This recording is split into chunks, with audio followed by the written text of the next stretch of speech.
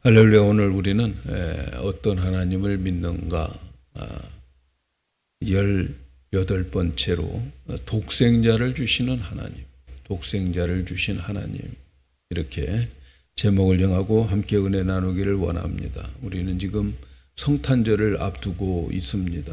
성탄절은 하나님께서 독생자 예수 그리스도를 이 땅에 보내주신 날을 기념하는 절기지요. 그래서 우리는 해마다 성탄절을 보냅니다.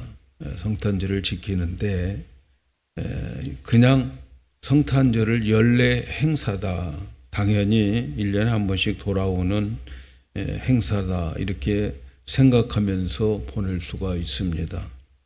그러나 금년도에는 어느 해보다 뜻깊은 성탄절을 보냈으면 좋겠습니다. 그래서 성탄의 의미를 찾기 위해서 오늘은 독생자를 주신 하나님, 이 제목을 가지고 함께 은혜 나누기를 원합니다.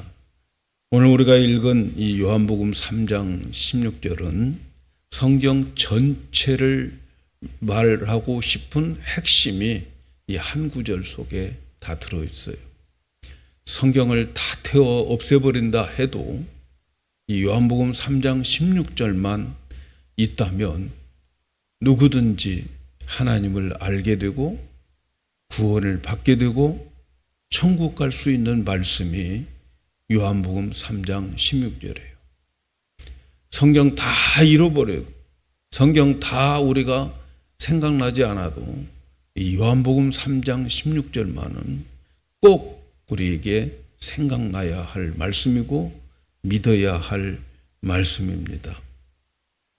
그래서 우리는 이 말씀 속에 있는 뜻을 알아야 되는데 이 한 구절 속에 얼마나 많은 진리가 들어있는지 다 우리는 알 수가 없어요.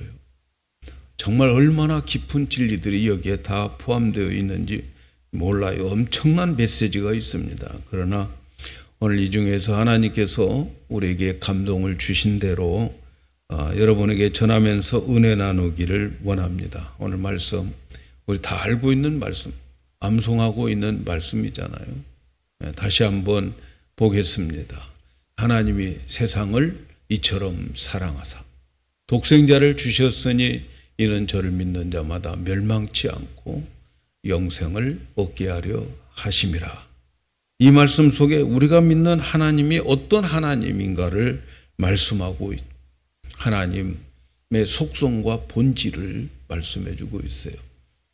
우리의 큰 주제는 우리는 어떤 하나님을 믿는가인데 거기에 대한 대답이 오늘 말씀 속에 있습니다. 하나님은 세상을 이처럼 사랑했다. 하나님은 사랑의 하나님, 사랑하시는 하나님이라고 말씀하고 있어요. 성경은 하나님은 사랑이다. 성경을 다 요약해서 하나님이 어떤 분인가 한마디로 말하라고 하면 하나님은 사랑이다, 이렇게 말할 수 있어요. 사랑 자체가 하나님의 본질이고 하나님의 성품인 거죠. 우리가 믿는 하나님의 본질은 사랑이에요. 하나님은 어떤 분입니까? 사랑의 하나님입니다. 이렇게 우리는 말할 수 있죠. 그런데 이 세상의 사람들도 사랑을 이야기하잖아요. 이 세상에 사랑이 어디서 왔겠어요? 많은 사람들이 사랑하고 살아가는데 이 사랑이 어디에서 왔느냐? 사랑의 본질인 하나님이니까 하나님으로부터 온 것이 사랑이란 말이죠. 그래서 우리는 사랑을 알려면 하나님을 알아야 돼요. 왜? 하나님이 사랑의 본질이기 때문에. 세상에 많은 사람들이 사랑을 말합니다. 그런데 그 사람들이 말하는 사랑은 그 사랑 때문에 상처를 많이 입어요. 사랑 때문에. 모든 사람들의 상처는 거의 사랑 때문에 오는 거예요. 왜냐하면 그 사랑을 제대로 못 배워서 그러는 거죠. 사랑을 제대로 배워야 되는데 사랑을 제대로 못 배웠어요. 그 사랑은 대부분 어떤 사랑이냐? 사람들이 말하는 사랑 대부분 다 끈달린 사랑이에요. 끈달린 사랑.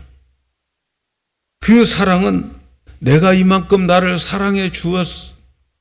그러면 나도 그렇게 사랑할 거야 하는 그런 사랑이란 말이죠. 대부분 그 사랑은 내가 너를 이렇게 사랑했으니까 너도 나를 사랑해 줘야 돼. 그래서 그런 사랑을 give and take로 그렇게 말하는 사랑이죠. 그래서 우리가 누구를 사랑해도 그 사랑하는, 사랑받는, 사랑해주는 그 사랑으로부터 나에게 뭔가를 돌아올 것을 생각하고 계산하는 그런 사랑. 이것이 보통 사람들이 사랑하는 사랑이에요. 그래서 사랑을 한다고 말하지만 그 사랑은 이기적인 거죠. 이기적인 사랑. 자기중심적인 사랑을 말해요. 사랑받기 위해서 사랑하는 거예요. 보통 사람들의 사랑 아닌가요? 우리들이 이야기하는 사랑 아닌가요? 내가 기대를 하면서 사랑해 주는 거. 내가 이만큼 사랑했으니까 저쪽에서 나에게 뭔가를 사랑해 줘야 되는 그러한 사랑. 이게 보통 세상 사람들이 말하는 사랑. 내가 너를 이렇게 사랑한다고 말하면 사람들이, 그 듣는 사람이 내가 준 사랑이 더 커 이렇게 말하죠. 그래서 여기에서 상처가 되는 거예요. 그 정도 사랑은 내가 주는 사랑만큼 안 된다고. 그 사랑 내 양이 안 찬다고 말하는 거지요. 손해본 사랑, 그래서 섭섭하고 서운하고 상처를 입는 거예요. 진정한 사랑을 모르기 때문에 그러는 거죠. 사랑을 하나님께로부터 배워야 되는데 사람들에게 사랑을 배우는 거죠. 알고 보면 세상의 모든 문제는 정말 깊이 들어가서 보면 사랑의 문제입니다. 전쟁, 사랑의 문제. 우리들에게 있어서 모든 문제들의 근본은 사랑의 문제. 사랑할 줄 모르고 사랑받을 줄 모르는 것이 우리들의 문제인 거지요. 그래서 진정한 사랑을 알려면 하나님을 알아야 돼요. 왜냐하면 하나님은 본질이 사랑이기 때문에, 하나님의 속성이 사랑이기 때문에 그렇습니다. 그래서 복음도 사랑에서 출발하는 거예요. 하나님의 사랑에서 시작되는 거예요. 하나님의 본질이 사랑이기 때문에 하나님을 알게 되면, 하나님의 그 사랑을 빛을 받게 되면 사랑이 뭔지를 알게 되는 거예요. 그래서 하나님의 사랑의 빛을 받아본 사람은 사랑이 무엇인지, 그리고 진정한 사랑을 어떻게 하는 것인가를 알게 되는 거죠.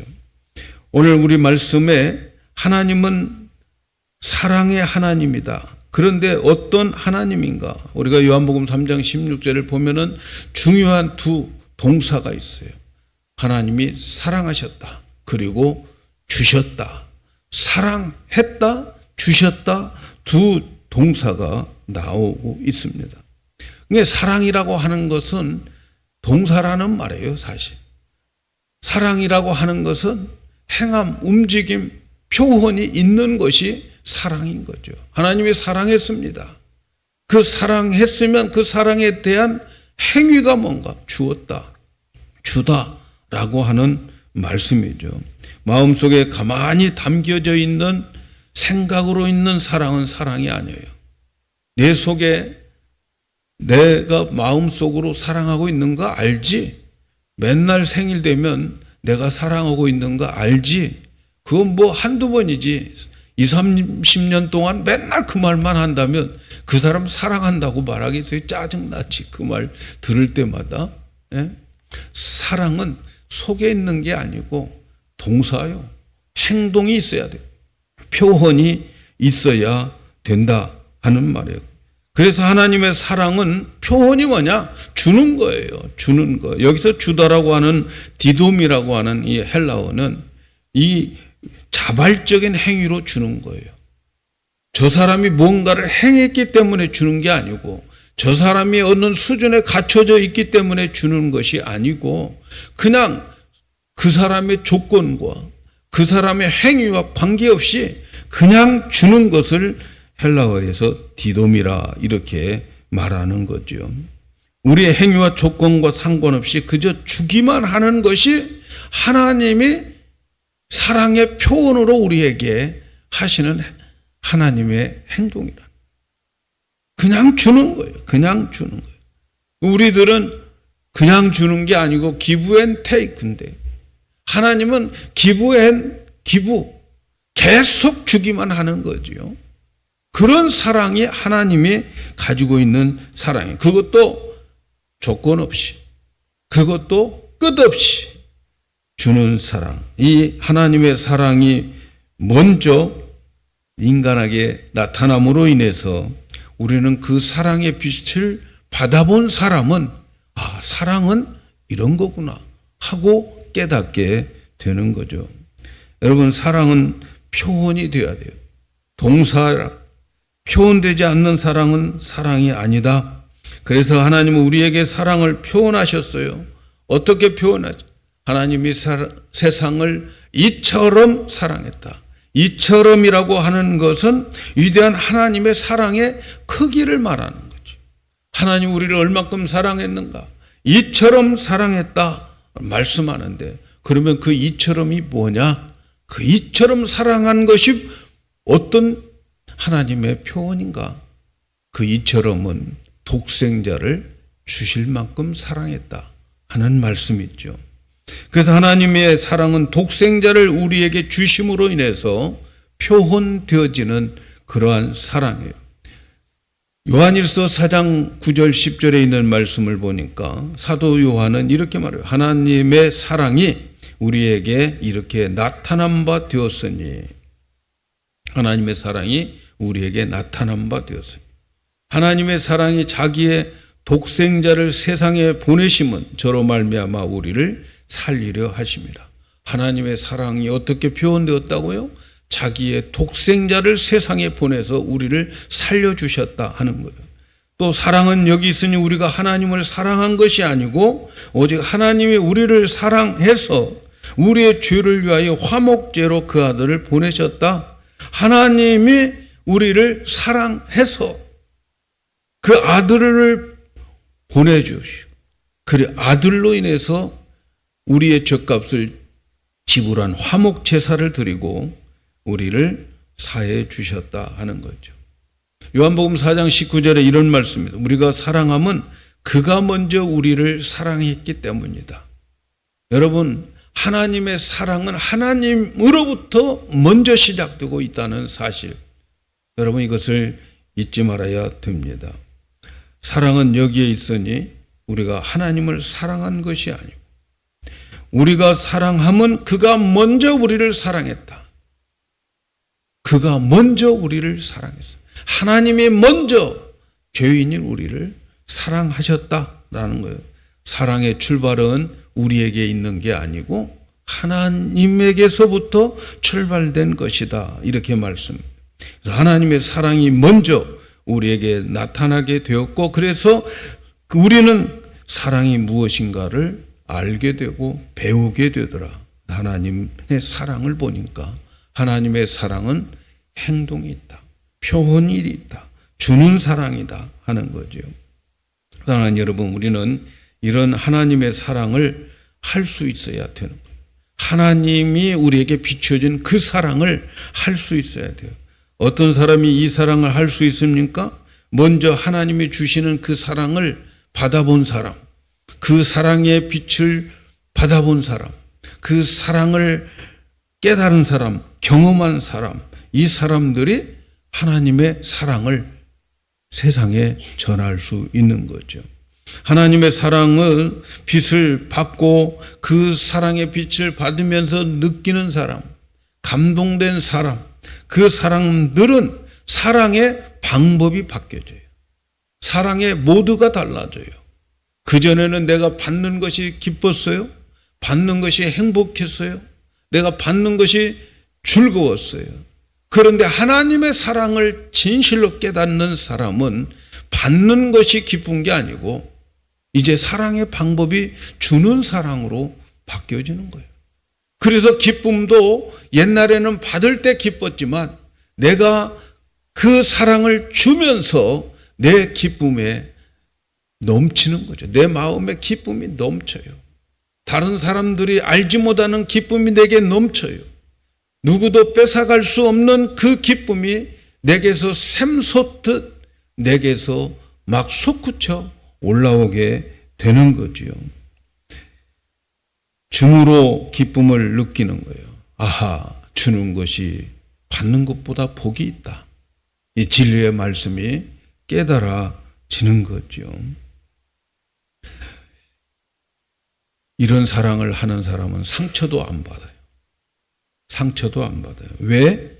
기대하지 않고 주니까. 바라지 않고 주니까. 상처받을 게 없어요. 저 사람이 나를 사랑한다고 말하지 않아도 괜찮아요. 왜? 내가 줌으로 인하여서 기쁨. 여러분, 내가 누군가를 사랑하고 줌으로 인해서 기쁨, 여러분 다 한두 번 경험해 보셨죠? 그 기쁨은 하나님의 기쁨이란 말이죠. 이 기쁨이 우리에게 넘쳐야 돼요. 이 사랑을 함으로 인해서 하나님의 그 마음, 하나님의 그 기분, 하나님의 그 기쁨, 이것을 우리도 똑같이 경험할 수 있어야 돼요. 저는 우리 하나님의 사랑을 배워서 줌으로 인하여서 여러분들은 그 기쁨이 넘치고 그 기쁨으로 하나님을 더 깊이 알아가는 우리 모든 성도가 되었으면 좋겠습니다. 하나님의 사랑은 하나님의 사랑이 표현되어지는데 어떤 행동인가를 우리에게 주게 되는데 하나님의 사랑은 주고 또 주는 사랑인데 그 사랑은 이처럼 사랑했다. 이처럼 사랑했다라고 하는 말은 얼마나 하나님의 사랑이 큰가를 표현하는 내용이죠. 그런데 그 이처럼의 구체적인 게 독생자를 주셨다 하는 거죠. 독생자. 여러분, 우리는 하나님이 얼마나 나를 사랑하시는가, 독생자를 우리에게 주셨다. 그 엄청난 사랑을 받았어요. 독생자를 주신 행위, 이것이 하나님의 사랑의 행위인데 그 독생자라고 하는 의미를 우리가 좀 더 깊이 알 필요가 있어요. 보통 독생자 그러면 첫째 아들, 둘째 아들, 셋째 아들이 어떤 집은 있는데 그 집은 외아들이다. 숫자적인 개념으로 독생자를 생각하는 경우가 많죠. 틀린 말은 아니죠. 외아들, 숫자적인 그러한 개념으로 독생자를 생각을 합니다. 그러나 우리는 한 걸음 더 나가야 돼요. 숫자적인 개념으로 하나밖에 없다? 외아들이다? 그 개념을 뛰어넘어야 돼요. 성경에서 말하는 이 독생자라고 하는 이 개념은 하나라고 하는 그 외아들이라고 하는 개념 더 넘어서 깊은 의미가 있어요. 그러면 독생자라고 하는 그 깊은 의미가 뭘까? 그것은 하나님의 독특하신 아들이라는 거죠. 독특한 하나님이다. 유일한 하나님이다. 라고 하는 말이에요. 숫자적인 그러한 개념보다는 하나님에게 있어서 가장 독특하고 가장 유일한 그러한 존재다 하는 거예요. 그래서 이 말씀을 좀 더 요한복음 1장 18절에 이 말씀을 설명해 주는 말씀이 있는데 18절에 이런 말씀이 있어요. 본래 하나님을 본 사람은 없으되 아버지 품속에 있는 독생하신 하나님이 나타나셨다. 아버지 품속에 있는 독생하신 하나님, 여기에서 독생하신 하나님은 유일하시고 독특하시고 아주 귀하신 하나님이 독생자라고 하는 거예요. 그 하나님이 이 세상에 오시게 됐고 그 하나님을 우리에게 주셨다 하는 거예요. 그래서 숫자적인 그런 개념보다는 독생자라고 하는 것은 예수 그리스도의 특성을 말해주는 그러한 의미예요. 그래서 하나님에게서는 이 세상의 어떤 것들도 그 존귀함을 비교할 수 없는 그러한 독특한 하나님, 하나님에게는 유일한 존재, 하나님과 똑같은 존재, 그 존재가 바로 독생자라는 의미입니다. 예수님은 하나님과 이렇게 똑같은 존재였어요. 예수님은 아버지 품속에 계신 유일하신 하나님이었어요. 그래서 예수님은 하나님 아버지에게서 가장 아끼는 유일한 하나님. 그래서 예수님께서 이 세상에 오신 것은 하나님 자신이 오신 거예요. 하나님 자신이 오셔서 하나님 자신이 십자가에서 우리의 죄를 위해서 하나님 자신이 돌아가신 거예요. 하나님의 모든 것을 다 주었다. 이것이 바로 독생자예요. 독생자의 개념인 거죠. 그러므로 이 땅에서 어떤 자신이 오셔서 십자가에서 죽으신 것은 하나님께서 우리에게 말씀하시는 메시지가 뭐냐? 내가 다 주었다는 거예요. 내가 다 주었다. 그래서 하나님이 십자가에서 우리를 위해서 죽기 위해서 오신 것이 바로 성탄절의 진정한 의미인 거죠. 하나님의 사랑은 주는 사랑입니다. 그래서 사랑의 표시로 무엇을 주셨다고요? 가장 아끼는 독생자, 하나님과 똑같은 아들을 선물로 우리에게 주신 거예요. 하나님의 최고의 것을 우리에게 다 주셨다는 거예요. 여러분, 하나님의 최고의 것을 우리에게 주셨어요. 이 세상에서 받는 선물 중에서 이보다 더 큰 선물이 있을까요, 여러분? 이 세상에서 가장 큰 선물, 독생자 그 하나님을 나에게 주시고 그리고 그분을 내 안에 영원히 살도록 하신 이 선물, 여러분 이 선물 받았으면 됐잖아요. 이 선물 받았으면 더 이상 받을 게 뭐가 있어요? 하나님의 최고의 것을 나에게 주셨는데 다 주었다. 하나님이 그렇게 말씀하는데 이 세상 살아가면서 좀 내가 가난하게 살고 없이 살고 불편하게 살고 어차피 가는 인생, 어차피 끝나는 인생, 내가 최고의 선물을 받고 살아가는데 뭘 더 바라겠습니까? 뭘 더 원하십니까? 크리스마스는 바로 하나님으로부터 이 선물, 독생자 예수 그리스도를 선물로 받는 절기인 거죠. 이번 크리스마스 때는 여러분 이 선물로 가득 차고 이 선물로 기뻐할 수 있기를 바랍니다. 하나님은 어떤 마음으로 우리에게 이 독생자를 주셨는지 여러분 생각해 보셨습니까? 하나님께서 그 귀하고 귀한 하나님의 가장 귀하고 유일한 그 독생자를 우리에게 주실 때에 하나님 마음은 어땠을까요? 로마서 8장 32절에 자기 아들을 아끼지 아니하시고 우리 모든 사람을 위하여 내어주시니까 어찌 그 아들과 함께 모든 것을 우리에게 은사로 주시지 아니하겠느냐. 자기 아들을, 독생자를 우리에게 주실 때에 아끼지 않고 주셨다는 거예요. 아까워하지 않고 주셨어요. 내가 무엇이길래, 나 같은 존재가 무엇이길래 하나님은 아깝지 않게 생각하시고 그 귀한 독생자를 나에게 주셨어요. 여러분, 하나님께서 나에게 가장 귀한 독생자를 주셨는데 그 외의 것, 내가 지금 기도하고 있는 모든 것들, 그건 하찮은 거 아니겠어요? 그것이 이루어지지 않아도 내가 얼마나 귀한 것을 받고 있는가. 여러분 이것을 생각한다면 더 이상 하나님 앞에 불평불만하면서 살아갈 수 있는 그러한 자들이 우리가 되어서는 안 되겠잖아요.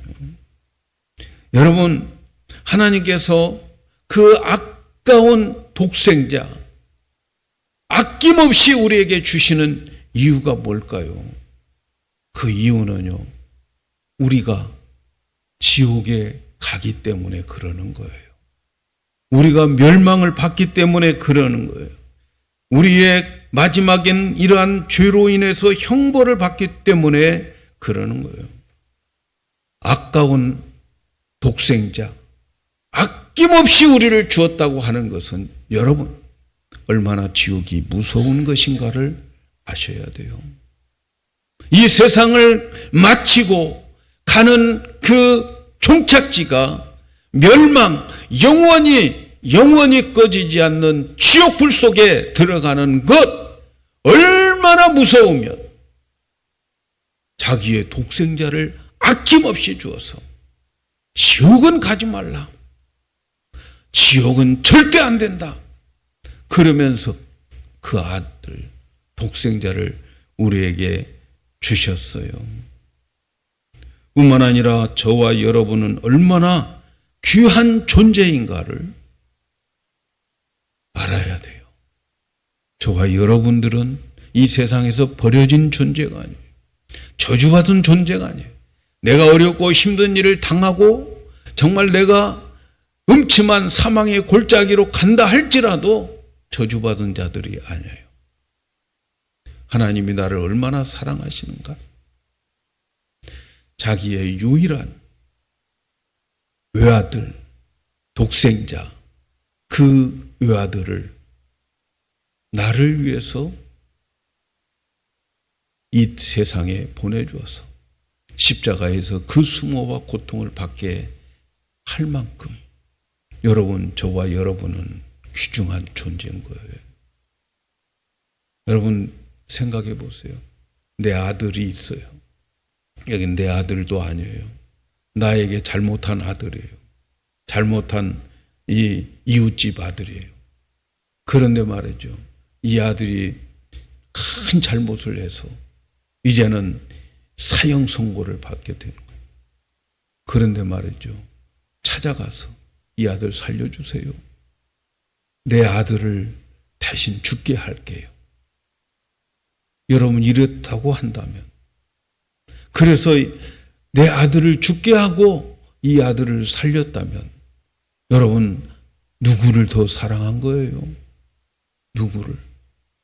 이 아들을, 남의 아들을, 남의 새끼를, 내 아들을 죽여서 살렸어요. 이 아들을 볼 때에 이 아들이 얼마나 나에게 좋은 귀한 존재인가 여러분 가히 상상이 됩니까? 이거는 계산이 안 되는 사랑이에요. 계산이. 독생자를 우리에게 보내주셔서 그 독생자를 십자가에 내어주고 그리고 나를 살렸다면 여러분, 저와 여러분의 존재가 얼마나 큰 존재인지 몰라요. 만일 어떤 사람이 이제 전쟁터에 아들을 보내야 돼요. 아들은 사실 내 대신 가는 거죠. 가서 싸웁니다. 전쟁터에 보내는 부모의 마음은 얼마나 찢어질까요? 얼마나 쓰라릴까요? 그러나 단 한 가지 희망은 있어요. 살아서 돌아오리라. 살아서 돌아와라. 전쟁터에 보냅니다. 희망을 가지고 살아서 돌아올 것을 생각하며 보냅니다. 하나님께서 독생자를 이 세상에 보내실 때에는 희망은 0%예요. 가서 죽어라. 너는 가면 죽게 될 것이다. 그것을 알면서 하나님은 이 땅에 그의 아들 독생자를 이 땅에 보내십니다. 사랑하는 여러분, 마땅히 멸망을 받아야 마땅할 우리 인간들에게 엄청난 수모와 고난과 고통을 받으면서 멸시를 받으면서 십자가에서 죽으라고 보내는 그 아버지의 마음, 그 마음 속에 우리가 얼마나 귀하고 우리의 종착지인 지옥이 얼마나 무서운가 그걸 아시기 때문에 아낌없이 독생자를 이 땅에 보내주셨다는 거예요. 그 보내주시는 이유가 뭘까요? 왜 독생자를 보내주셨을까요? 여러분, 이 세상 너무 사랑해서 하나님이 세상을 이처럼 사랑해서 너무 사랑해서 보내주셨어요. 이 세상은 너무나도 심각해. 이 세상은 하나님이 보실 때에 모든 사람들이 멸망으로 달려가는 기차 안에 다 타고 있어요. 기차는 달려가고 있어요. 하나님의 속도로 달려가고 있어요. 그런데 이 사람들은 다 기차 안에 있는 사람들은 죄인이에요. 모든 사람이 죄를 범하였음에 모두가 다 죄인들이 멸망으로 가는 기차를 향하여 달려가고 있어요. 이 세상 사람 모두가 다 이제는 멸망에 빠지게 되어 있어요. 그런데 사람들은 멸망으로 달려가는 기차 속에서 재밌다고 놀고 있고 그 안에서 뭔가 또 잘 지내고 성공하고 그렇게 살겠다고 살아가는 그 모습 몰라서 그러는 거죠. 하나님은 이들을 끌어내야 합니다. 영원한 멸망으로 가는 기차에서 내리게 해야 돼요. 그러기 위해서는 멸망의 기차 안으로 들어가서 그래서 모든 인간들이 가지고 있는 죄들을 다 벗겨주고 그 죗값으로 이제는 십자가에서 죽으셔야 되는 거죠. 그래서 멸망치 않고 영원한 천국으로 가는 기차로 갈아태우기 위해서 예수 그리스도를 독생자를 보내주신 거죠. 사랑하는 여러분, 이렇게 독생자를 보내셔서 십자가에 죽게 하시고 우리를 구원하신 이유가 뭘까요? 우리를 구원하시는 이유가 왜 하나님이 나 같은 사람에게 그 귀한 존귀한 독생자 그분을 나를 위해서 보내주셨을까요? 그 이유를 찾아야 하지 않겠어요? 왜 그러셨을까? 왜 그 귀한 독생자를 보내주셨을까? 그것은 우리를 사랑하기 위함이라고 말씀합니다. 그래서 로마서 5장 8절에 이렇게 말씀해요. 우리가 아직 죄인 되었을 때에 그리스도께서 우리를 위하여 십자가로 죽으심으로 인하여서 우리에게 대한 자기의 사랑을 확증시켜 주셨다. 여러분, 왜 예수 그리스도를 이 땅에 보내주셨을까요? 죄인 되었던 우리인데 내가 너를 얼마나 사랑한 줄 알아? 내 아들 독생자를 십자가에 내어주고 너를 살릴 만큼 내가 너를 사랑하는 거야. 십자가를 봐라. 내가 모든 것 다 주었다. 더 이상 줄 것 없다. 다 주어서 너를 구원한 건데 왜 내가 너를 내 아들을 통해서 외아들을 통해서 너를 살리는 줄 아니? 내가 너를 이만큼 사랑하기 때문이야. 내가 너를 이만큼 사랑하기 때문이야. 하나님의 사랑을 확정시켜 주셨다. 예수 그리스도를 보내셔서 십자가를 지게 하신 것은 내가 너를 이만큼 사랑한다 라고 말해요. 네가 자격이 있어서 그러는 줄 아니? 네가 어떤 때 내가 보내준 줄 알아? 내가 아직 죄인 되었을 때에 네가 착한 일을 한다고 네가 뭔가 좀 가치 있는 일을 했다고 내가 너를 보내준 것이 아니고 네가 죄인 되어 있을 그때에 내가 내 아들을 보내서 그래서 너를 십자가에서 내 아들의 공로로 너를 구원한 거야. 내가 아직 죄인 되었을 때에 사랑받을 자격이 있어서가 아니라 그저 하나님의 사랑 때문에 내가 너를 사랑하는 것뿐이야. 그래서 내 아들을 너에게 보내주어서 그래서 너를 구원한 거야. 여러분, 세상의 모든 종교들은 인간이 어떤 수준의 행동과 가치를 만들고 난 다음에 신을 찾아요. 그런데 우리 하나님은 우리가 죄인 되었을 때에 손을 내미시고 우리에게 찾아오시고 우리를 위해서 십자가에서 죽어 주셨어요. 하나님이 먼저 다가오셔서 십자가를 지신 거죠. 하나님이 나를 사랑했기 때문에 독생자를 보내시고 십자가를 지신 거죠. 내가 사랑받을 자격이 있어서가 아니라 내가 사랑받을 자격이 없을 때에 하나님이 먼저 손을 내밀어 주셨어요. 그래서 저와 여러분이 가지고 있는 구원이 안전한 거예요. 내 안에 계신 그리스도가 내 안에 계시다면 여러분, 우리의 구원은 하나님이 시작했기 때문에 하나님이 마치시고 그래서 우리의 구원은 안전한 것이죠. 사랑하는 여러분, 독자를 주신 하나님은 모든 것을 주신 거죠. 예수님이 십자가에서 죽으심은 하나님이 나를 사랑한다고 하는 확증을 우리에게 보여주신 거죠. 하나님이 나를 얼마나 사랑하시는가? 십자가를 봐라. 십자가를 봐라. 이래도 내가 너를 사랑한다고 못 믿겠니? 내가 이렇게 사랑하는 것을 이래도 못 믿겠니? 십자가를 봐라.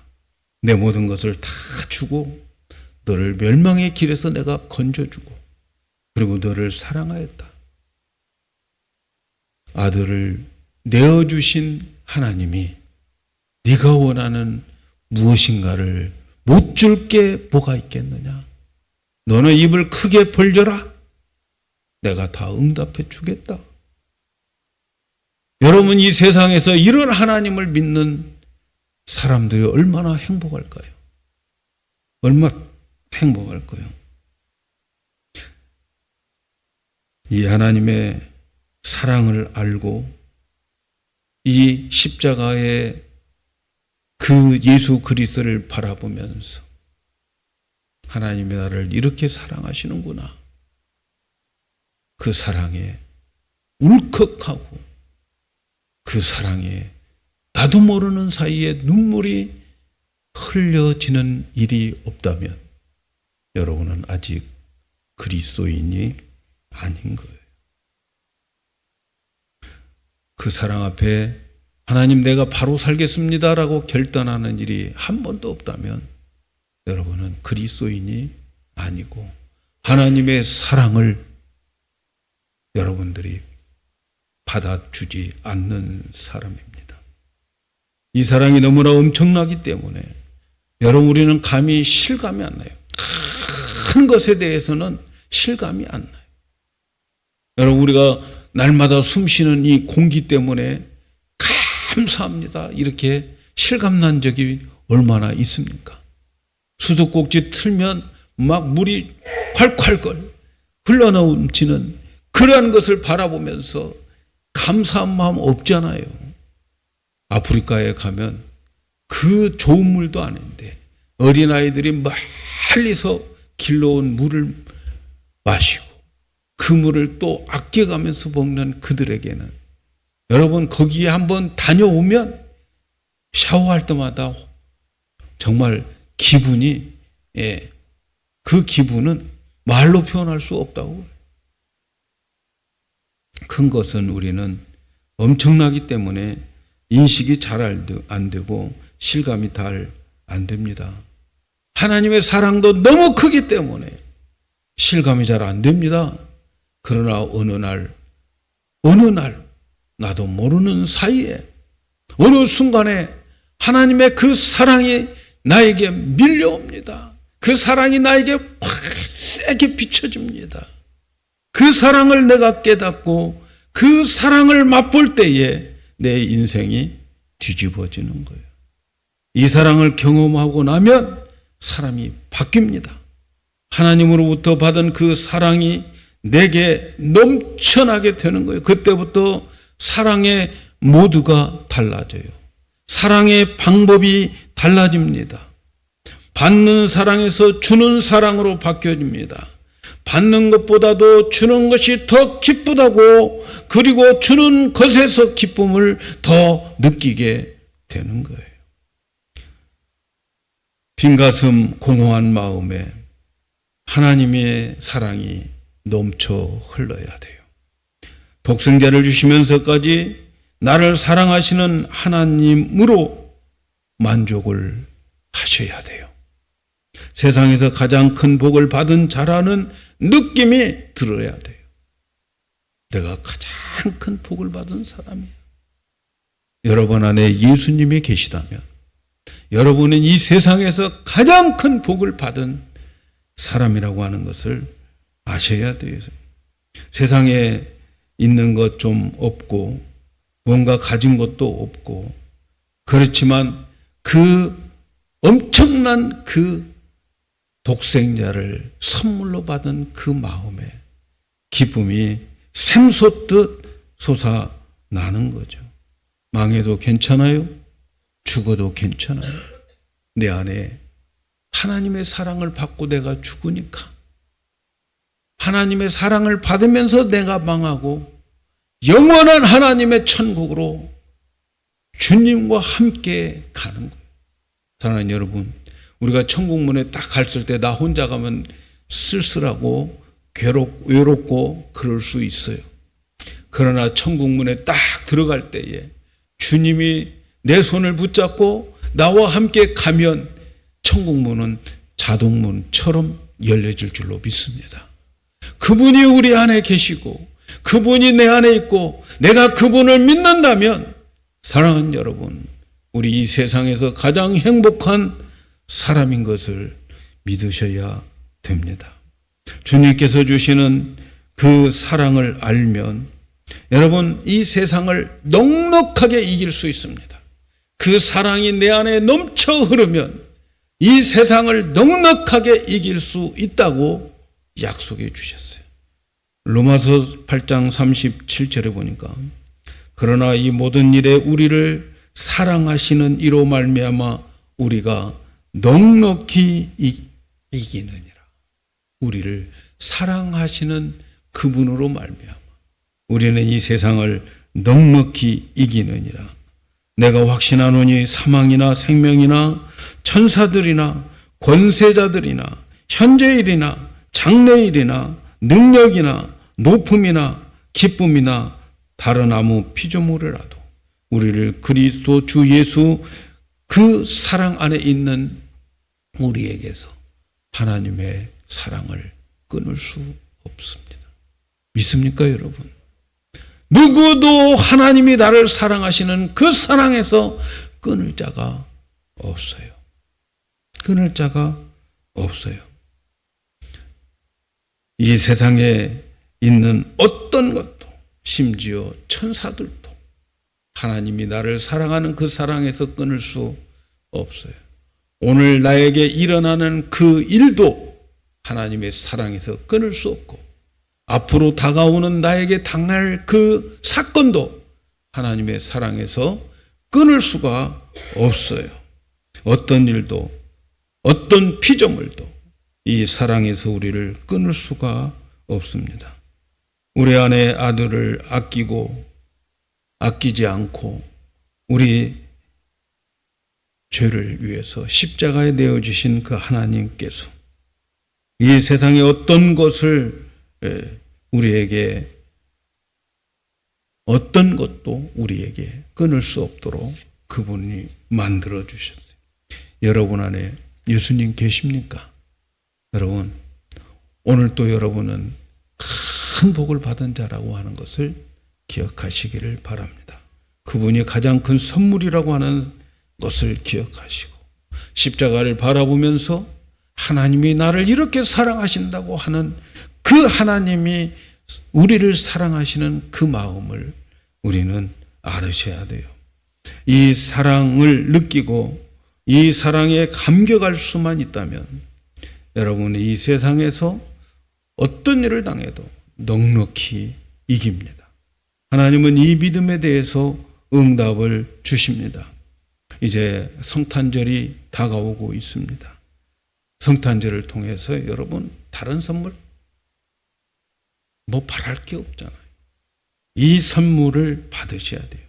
표현할 수 없는 이 하나님의 사랑이 여러분의 마음에 넘쳐 흘러야 돼요. 넘쳐 흘러야 돼요. 로마서 5장 5절에 보니까 소망이 부끄럽게 아니함은 우리에게 주신 성령으로 말미암아 하나님의 사랑이 우리 마음에 부음받는다.